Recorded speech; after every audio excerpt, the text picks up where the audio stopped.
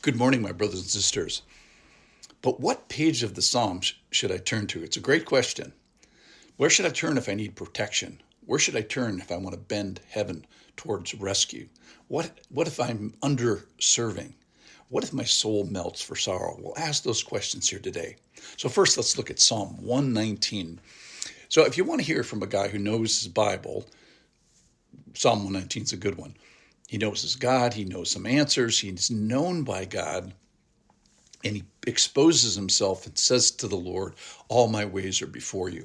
So if you want to hear from a guy who knows his God, but also knows trouble, knows that God is a God who saves. And if you're maybe a person who's suffering and in affliction and has an adversary or maybe sickness, or if you're surrounded by wickedness, if you want God to be near in those circumstances, Psalm 119 is a good choice. I've said a time or two that Psalm 119 is not for sissies. It's hard circumstances.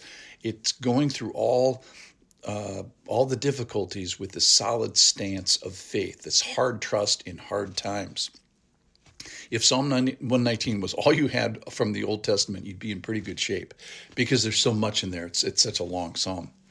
So it's for you if you want more of God or if you want to profit from the difficulties that you're in. Verse 71 says, it's good for me that I was afflicted, that I might learn your statutes. So it's for you if you're a fan of spiritual history. It's for you if you want real intimacy. It's for you if you want to wage some weapons against temptation. And it's for you if you want fellowship. Now, my favorite thing, my number one recommendation from Psalm 119 is, it is for you when your soul clings to the dust, when your soul melts away for sorrow. So if you're in that circumstance today, turn your page to Psalm 119. All right, may I suggest Psalm 18, which declares in real time, scary times, enemy times, when there's powers against you, when there's real spears being thrown at you. It says, it starts, I love you, Lord, my strength. The Lord is my rock and my fortress and my deliverer. My God, my rock in whom I take refuge. Then the Lord answers, verse 9, he bowed the heavens and came down. So I just love that picture where the Lord is bending heaven towards the earth in asking when times are really tough. So we asked, and does God answer every call? Well, does he answer the haughty? Does he answer the insincere? Probably not. But does he ask those who ask sincerely and humbly and submissively? I think the answer to that is yet. It is for those people that the Lord bends the heaven down.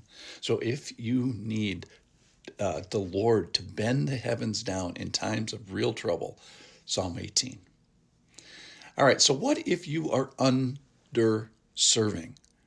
I didn't say undeserving. I mean, if you're not serving enough. Psalm 84 calls out, for a day in your courts is better than 1,000 elsewhere. I would rather be a doorkeeper in the house of my God. I want to talk to all you who are doorkeepers or might want to be a doorkeeper. So, oh my goodness, serve. There's nothing that will turbo your prayer life other than reading the Bible. We need doorkeepers. We need servants. Make a difference. It should be, serving in the church should be inconvenient and exhausting and expensive in some way. It should cost you something. So here's a pro tip is go and serve in the most unglamorous job that you can find in the church, and the good people there will show you how to serve with gladness. So be a doorkeeper for the one who is your keeper. That's Psalm 84. All right, so Psalm 121. How about if you need protection, if you need to be kept and held? I lift up my eyes to the hills. Where does my help come from? My help comes from the Lord who made heaven and earth. Then verse 3, he will not let your foot be moved. So Psalm 121, I stand in all the important ways and I'm not going to be moved. Martin Luther said it. Here I stand, I can do no other. And that's less about the strength of your foot or the skill of your balance, but it's more about the power and abilities of the foot keeper, who's the Lord. It goes on and talks about keeping you in the daytime. The Lord is your shade on your right hand, so the sun shall not strike you by day. And the Lord keeps you at the night. The moon shall not strike you by night. He who keeps you will not slumber. He keeps you when you're tired. He keeps you when you're defenseless. The Lord is your keeper. And specifically, he keeps you from evil. Now, we talk about it all the time when we say the Lord's Prayer, lead us not into temptation, but deliver us from evil. And then in verse 7 of this Psalm 121, the Lord will keep you from all evil. So protect us from the on the front end from evil. Prevent it from even being an issue in the first place. Let the Lord be an evil sweeper. And this is one of the ways that those who follow God lead better lives, because they're confronted with less evil. They're protected in this way. And likely we're not even aware of how much evil there could have been, because he protects us from it. So the Lord is your keeper. And will you keep the one who is keeping you from evil? Will you hold the one who holds you and holds back evil? Will you look to the one who has looked after you and protected you? Will you keep the one who keeps you from evil? Then Psalm 121 is for you. The Lord is your keeper if you need protection.